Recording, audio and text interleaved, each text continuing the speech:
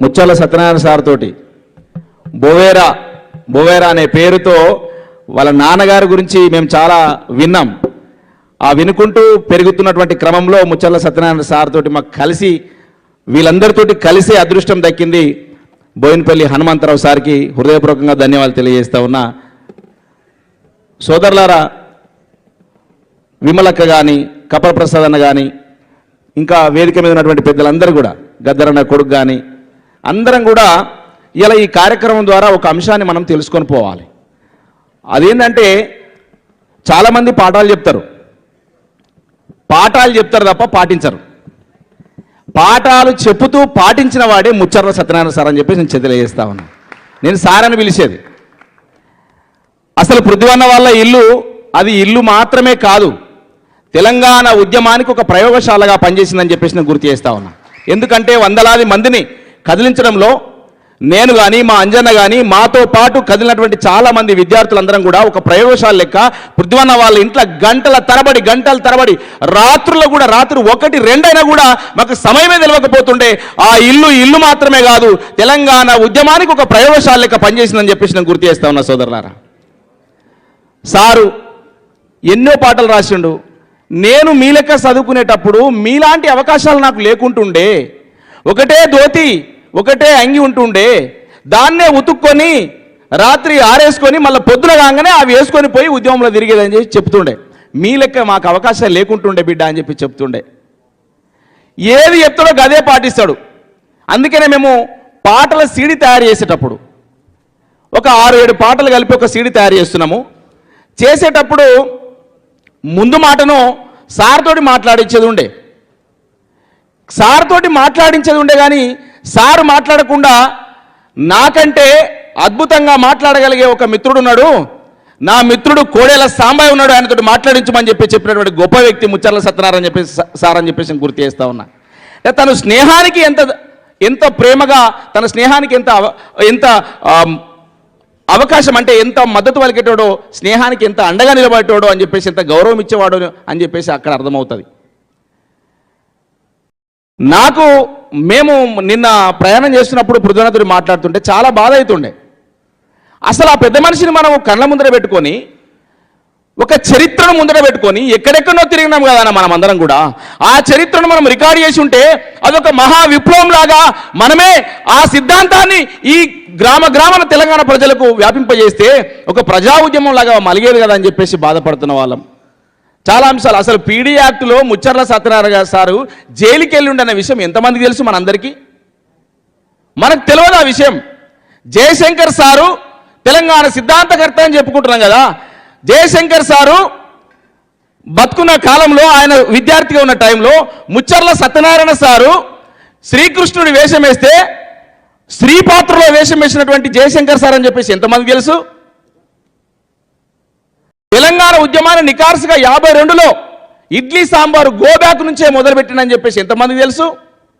ఈ చరిత్రను మనం చెప్పుకుంటే తప్ప తెలియని చరిత్ర. ఒక వీరులారా వందనం అనే పాట రాసే అదృష్టం నాకు దక్కినందుకు గర్వపడుతున్నా. అది నేను ఉట్టుటిగానే రాయలే. తొలితర ఉద్యమకారుడైనటువంటి ముచ్చర్ల సత్యనారాయణ సార్ తోటి నాకున్నటువంటి సావాసము, వారి ఉద్యమ ప్రభావము నా మీద పడ్డది కాబట్టే రాయగలిగినని చెప్పేసి నేను గుర్తు చేస్తా ఉన్నా. సోదరులారా, ఎన్ని పాటలు రాసుకున్నాం. ఆయన నుంచి నేర్చుకున్నది ఒకటే, మనం ఏం మాట్లాడతామో అట్టనే జీవించాలని చెప్పి చెప్తాడు ఆయన. అది సక్సెస్ అవుతామా, ఫెయిల్ అవుతామా, ఏదో లేకుంటే గొప్ప గొప్ప అవకాశాలు వస్తాయా, రాజకీయ పదవులు వస్తాయా, రావా తర్వాత విషయం. కానీ ఏది మాట్లాడుతున్నామో దానికి కట్టుబడి నిలబడాలి. గది మాత్రం నేర్పిండు ముచ్చర్ల సత్యనారాయణ సార్ అని చెప్పేసి నేను గుర్తు చేస్తా ఉన్నా. చాలా రోజులు ఆయన ఇంట్లోనన్నా ఉంటుండే కానీ ఆయన మాటకు కట్టుబడి ఉండకపోతే వాడు ఎంత పెద్ద సమావేశం అన్న పెట్టని, వాడు రెడ్ కార్పెట్లు వరవని ఆయన పోకపోతుండే. నిక్కచ్చిగా నిజాయితీగా నిలబడ్డ వ్యక్తి. మేము ఇంట్లో ఉండగానే కపల ప్రసాద్ వస్తుండే, వచ్చి గంటల తరబడి డిస్కషన్ అవుతుండే. ఇట్లా చేద్దాం సార్, అట్లా చేద్దాం సార్ అన్నీ చెప్తా ఉండే. చెప్పినాక ఆయనకు ఏదైనా విషయం నచ్చలేదనుకో నిర్మోహమాటంగా చెప్తుండే, ప్రసాద్ గారు ఇది నాకు ఎందుకో పొరపాటు అనిపిస్తుందని చెప్పి చెప్తుండే. అంత నిర్ద్వందంగా ముక్కుసూటిగా చెప్పే తనము ముచ్చర్ల సత్యనారాయణ గారు అని చెప్పేసి నేను గుర్తు చేస్తూ, కేవలం ఇల్లు అంటే హైదరాబాద్లో రామ్నగర్లో ఉన్న గరుండా అపార్ట్మెంట్లో ఉన్నటువంటి ఒక ఫ్లాట్ మాత్రమే కాదు, ముచ్చర్ల కూడా ముచ్చర్లను కూడా ఒక ప్రయోగశాల చేసి ఇలా ముచ్చర్లో కూడా మేము తిరగని ఆ ఇల్లు లేదని నేను గర్వకారణంగా చెప్తా ఉన్నా. ముచ్చర్లో మేము తిరగని ఇల్లు లేదు. సభలు పెట్టినాం, సమావేశాలు పెట్టినాం. అందుకేనేమో ముచ్చర్ల సత్యనారాయణ సారు పుట్టిన ఊరు కాబట్టేనేమో తెలంగాణ ఉద్యమం నడుస్తున్నప్పుడు తెలంగాణ వ్యతిరేకులు ఆ ఊర్లోకి వస్తుంటే మేము రానియం బిడ్డ అని చెప్పేసి స్లోగన్లు ఇవ్వడమే కాదు, పాత చెప్పులు పాత సీపుర్లు జమ చేసి వాళ్లకు స్వాగత తోరణం కట్టినటువంటి గ్రామం ముచ్చర్ల గ్రామం. ఇది ముచ్చర్ల సత్యనారాయణ గారు ఇచ్చినటువంటి ధైర్యం అని చెప్పేసి నేను గుర్తు చేస్తా ఉన్నా. తెలంగాణ అనకపోతే, జై తెలంగాణ అనకపోతే ఊర్లో అడుగుపెట్టనీయం బిడ్డ అని చెప్పేసి గ్రామస్తులు ఇలా ఆ ధైర్యం ఎక్కడిది? ఏ వారసత్వ పునాదులు ఉంటే కనుక, ఎంత పెద్ద పునాది ఉంటే దాని వెనక ఎంత పెద్ద ధైర్యం కలిగే వ్యక్తులుంటే అట్లా ఉంటుందో మనం గుర్తు చేసుకోవాలి. ఇల్లు పక్కనే ముందు ఒక ఇల్లు ఉంటుంది. అది ఇది ఎవరిది సారు అని అంటే ఇది మనదే అని అన్నాడు. అది ఏమైందని అంటే అది లైబ్రరీకి ఇచ్చేసినామని అన్నాడు. ఆయన మొత్తం ఏది ఉంచుకోలే, మొత్తం అన్నీ సమాజం కోసం దారదత్తం చేసిండు. ఈ సమాజం నుంచే తీసుకున్నా ఈ సమాజానికే దారదత్తం చేస్తాడు. నేను వింటుంటే అన్న చెప్తా ఉండే, పందులు కాసే నా ఎరకల అన్నల దగ్గరికి వెళ్ళి వాళ్లకు చదువు నేర్పాలే అని చెప్పేసి ఎరకలి భాష నేర్చుకున్నటువంటి గొప్ప మహానీయుడు మనం ముచ్చర్ల సత్యనారాయణ సార్ అని చెప్పేసి నేను గుర్తు చేస్తా ఉన్నా. అంత గొప్ప వ్యక్తితోటి మాకు కలిసి జీవించే ఆ 4 రోజుల పాటు కలిసి జీవించే అదృష్టం దక్కినందుకు నేను నిజంగా అదృష్టవంతుడిగా గుర్తు చేస్తూ, ఒక తల్లి కడుపున పుట్టలేం కావచ్చు, కానీ పృథ్వన్నకు నేను ఒక సొంత తమ్మునిలాగానే ఉన్నా. ఏరు పడితే తనో ఇల్లు నేనో ఇల్లు ఉన్నట్టుగా కొంతకాలం ఉన్నప్పటికీ కూడా మళ్ళా పండుగ అయినప్పుడు ఒక దగ్గరికి వచ్చినట్టుగానే అన్న దగ్గరికి వచ్చినా, ఇలా దసరా అయినప్పుడు అట్లనే ఉగాది అయినప్పుడు పచ్చడి తాగినట్టుగా ఇంటికి వచ్చి తల్లిదండ్రులు ఆశీర్వాదం తీసుకున్నట్టుగా అన్నతో తమ్మునిలాగానే ఇలా బతుకున్నంత కాలం నిజాయితీగా బతకడం నేర్పిన ముచ్చర్ల సత్యనారాయణ సార్ మాటని గౌరవిస్తూ బతుకుదాం. అదే నిజమైన జీవితం.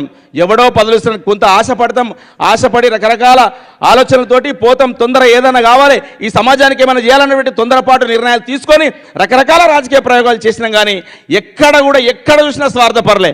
అందుకనే సార్ రాసినటువంటి ఒక పద్యం ఉంటుంది, ఆంధ్రులను నమ్మి నువ్వు అడగంటి పోతావో, ప్రత్యేకమై ఉండి ప్రగతి సాధిస్తావు, బ్రతుకు సాధిస్తావు అని చెప్పేసి ఒక లైన్ ఉంటుంది.